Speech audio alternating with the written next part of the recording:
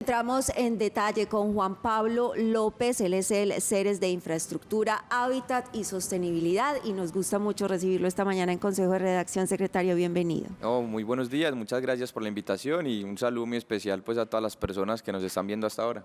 Bueno, secretario, se instala esta mesa y ¿qué tan determinante es este encuentro para ya haber hecho realidad ese sueño de ampliar el José María Córdoba? Bueno, yo creo que el principal logro que obtuvimos ayer fue instalar una mesa donde pudieran participar todos los actores, ¿cierto? Tanto desde el nivel nacional, en cabeza del Ministerio de Transporte, con todas sus entidades, la ANI, la Aerocivil, bajo el Viceministerio de Infraestructura, la Gerencia de Aeropuertos, la Gobernación de Antioquia, que es, tiene la vocería de la región, la Alcaldía de Medellín, que tiene también un papel muy importante, no solamente pues porque es uno de los principales orígenes y destinos de nuestro hub aeroportuario, sino porque aquí también en Medellín existe una parte del aeropuerto, si se quiere, con el Olaya Herrera, y la Alcaldía de Río Negro, no solamente pues por ser el representante de la ciudad de Río Negro, sino también en cierta forma la vocería de los alcaldes del Oriente, en compañía de entonces los gremios, las cámaras de comercio, tanto de Medellín y de Oriente,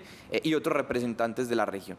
Eso es lo más importante porque es en una mesa poner por encima, los propósitos superiores que son las expectativas regionales que tenemos, que necesitamos ya en materia, aeronáutica y de transporte, y intentar confluirlas todas entonces en un plan de acción, en una ruta metodológica que verdaderamente pues permita ir avanzando en la solución, en las definiciones que se requieren. Entonces, como decía el gobernador, ampliar la pista de Río Negro y también empezar a trabajar pues en las necesidades y algunos requerimientos que tienen, por ejemplo, Medellín, de trasladar sus operaciones del Olaya Herrera. Secretario, hace unos instantes escuchábamos a la ministra hablando sobre los retos que implicaría tener en cuestión de 10, 12 años la segunda pista. Uno de esos retos que uno creería en este momento grande es el tema predial, conseguir y garantizar la viabilidad de esta obra teniendo en cuenta el valor de la tierra y más en un lugar como este.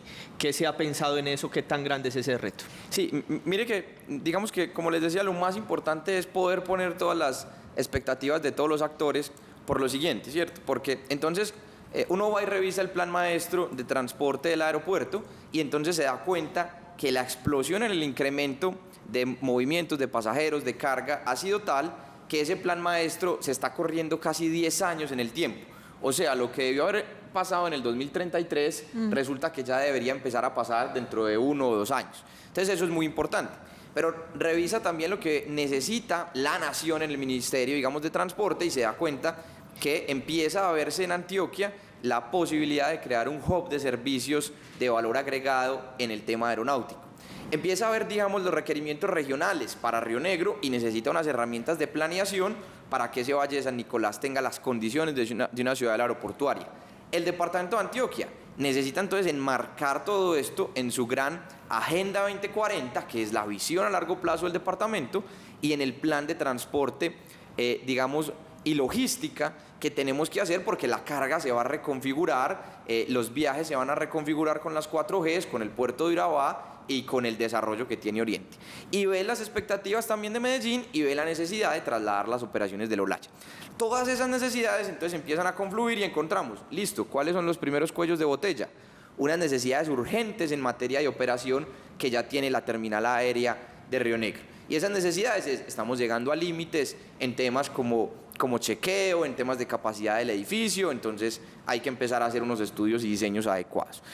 Otro cuello de botella, tenemos que solucionar los temas prediales. Entonces necesitamos empezar a hacer los procesos jurídicos, la consecución de los recursos para solucionar esos temas prediales. Y aparece otro tema especial que es empezar a solicitar y tramitar todas las licencias ambientales.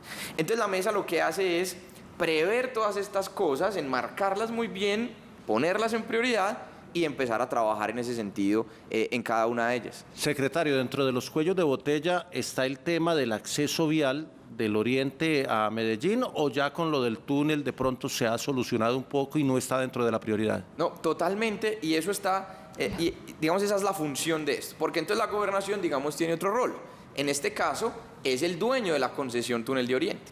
Y entonces hoy, por ejemplo, estamos viendo que el túnel nos está colapsando Sí. en unas horas pico, y entonces tenemos que empezar a mirar si debemos activar el segundo túnel, si el segundo túnel debería ser de transporte masivo, pero todo eso tiene que ir acompasado con todo el desarrollo y la planeación de este tema de segunda pista y todo el desarrollo de la región aeroportuaria de Oriente. Entonces, por eso también entran estos actores, empezamos a ver qué obras adicionales se tienen que hacer en Oriente en materia de infraestructura de transporte, en multimodalismo, y todas estas acciones empiezan a ponerse pues en este plan.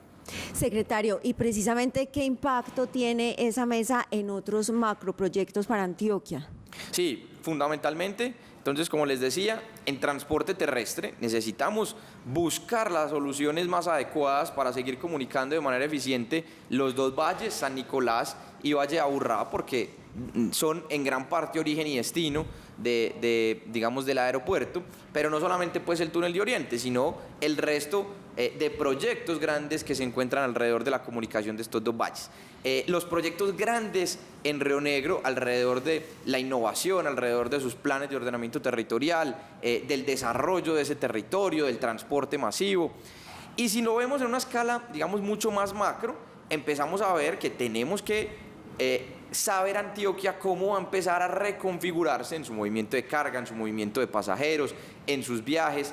Repito, las 4Gs están cambiando el mapa de Antioquia por completo, ¿cierto? Ir a la costa ya será ir por otra ruta completamente diferente, ir a Urabá estará a 4 horas y media, 5 horas, entonces la configuración de los viajes empieza a reestructurarse y asimismo pues reestructura también todo el movimiento que tiene el país. Secretario, con esta mesa técnica entonces queda definido que ese futuro, esa necesidad de ampliar y de tener una nueva pista, pues será en Río Negro y no como algunas personas lo contemplaban de pronto en el Valle de Ovejas o que incluso estaban mirando hacia esa región del departamento. Entonces son dos cosas ahí diferentes. La mesa, y eso es lo virtuoso, está conformado por las 4 instituciones: Ministerio, Gobernación de Antioquia, Alcaldía de Río Negro y Alcaldía de Medellín, ¿cierto?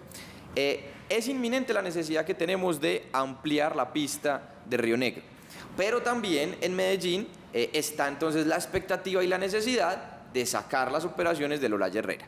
Eso significa que muy seguramente, parcialmente, las operaciones comerciales puedan pasar a Río Negro, pero el resto de las operaciones entonces habrá que buscarles una mejor alternativa.